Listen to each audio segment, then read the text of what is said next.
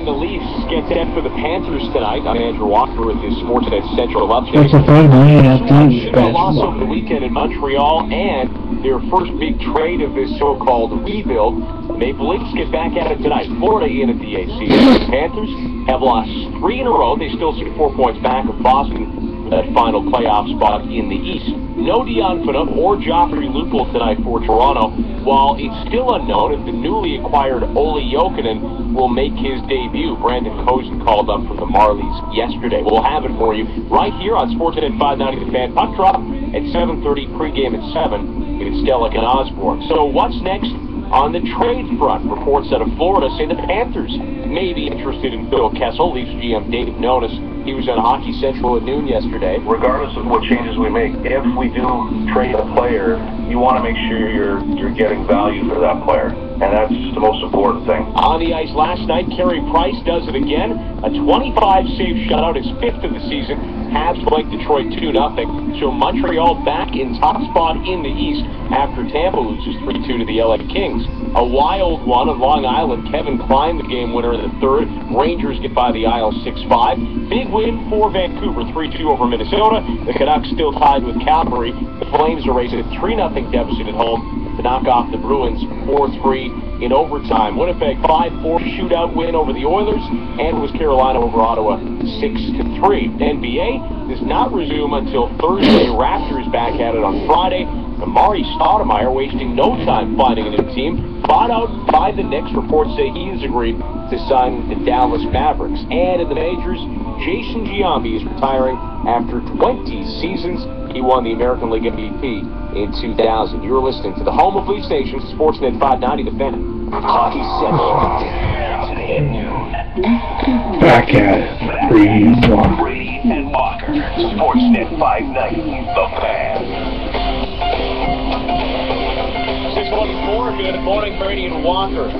We have a two-part interview to air. Greg Brady, big music fan that you know, got to sit down late last week, with Canadian music icon Tom Cochrane, who's a big golfer, big sports fan. Yeah, he's like a scratch golf. Yeah, really only picked up the game around age 35 or so. He was bored on the road. Can you imagine such a thing? Like he barely played in his teens or 20s or anything. So many hits, running down the greens. Yes. Well, I'm sure there's probably like some 15-year-old listening going, why is he doing the Rascal Flatts song? That drives me. I want to reach to the radio and punch you, kid, right in the throat.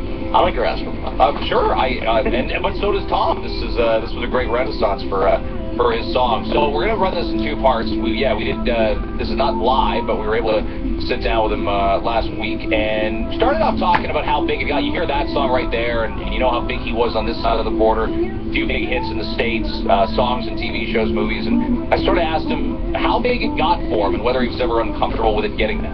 The album's called Take It Home. Tom Cochrane's with us in the studio on Brady and Walker. Did the starting factor even in this country? Did it ever get too big? Did you ever feel invaded a little bit? It goes with the territory. Yeah. I've enjoyed most of it because again, boy, when I was starting out, it was rough. You paid the dues, and this record kind of is a retrospective bit on some of that.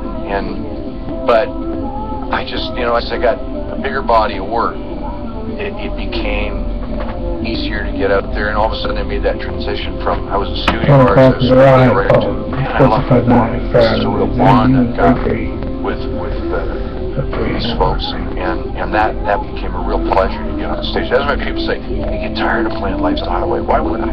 When you see that excitement, and again, Mick Jagger said the same thing, and they say, what are your favorite songs? He says, the favorite songs are when I see those people going crazy when I play Satisfaction or Give Me Shelter, and I feel the same way about Lunatic Fringe, White Hot, but Life's a Highway. I mean, people go nuts, and I feed off that energy. I love that energy. It's great. You must have fans that heard Boy Inside the Man and went back, or Life is a Highway and Big League and went back and found As Far As I Am and found, and learned about Human Race and all the other stuff that you did. Yeah, I mean, it's like Alex Lifeson's a buddy, and you go to a Rush show, you see a lot of dads with their sons. My dad's sort of pantomiming the drums, and look, son, listen to this part. And I guess with us, it's the same way with the songs. We do tend to get a lot of kids coming out with their parents, and I think that's pretty cool that they get turned on to that music through their folks. We're talking about Big League, being an inspiration in the dressing room. And the great Pat Quinn, God rest his soul, I remember going to the Canucks dressing room. He said, "Tom, you know, come in here." And he said, "We play this before the games." And that was when they had a pretty good run back in 90, right? Yeah. 89, 90. Yeah, they did. And that stuff's really cool. I mean, it's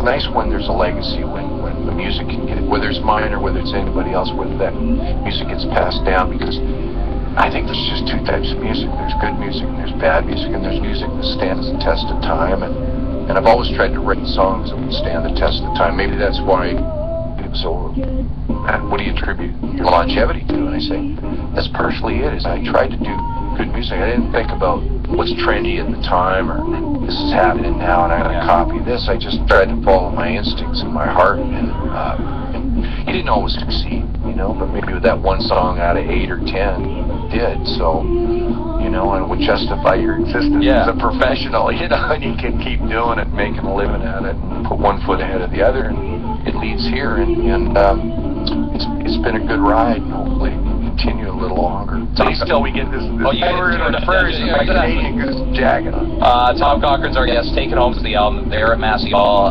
He's at Massey Hall on March 13th, Hamilton Place March 12th, and then Ottawa, London soon after that with better weather. We're all hoping. You're, you know, I hear today, and I thought about you because the Stones, Ron Wood announced